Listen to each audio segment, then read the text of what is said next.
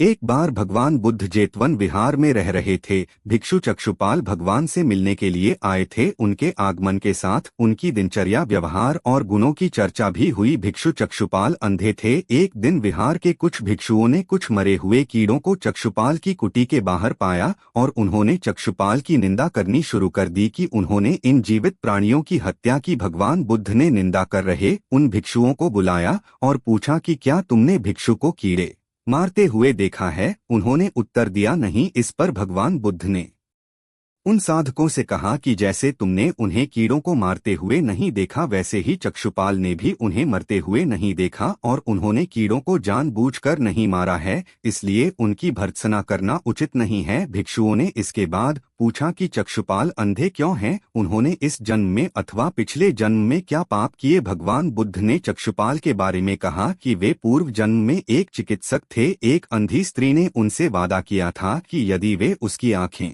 ठीक कर देंगे तो वह और उसका परिवार उनके दास बन जाएंगे। स्त्री की आंखें ठीक हो गईं, पर उसने दासी बनने के भय से यह मानने से इनकार कर दिया। चिकित्सक को तो पता था कि उस स्त्री की आंखें ठीक हो गई हैं, वह झूठ बोल रही है। उसे सबक सिखाने के लिए या बदला लेने के लिए चक्षुपाल ने दूसरी दवा दी। उस दवा से महिला फिर अंधी हो गई। वह कितना ही रोई पीटी, लेकिन चक्षुपाल जरा भी नहीं पसीजा।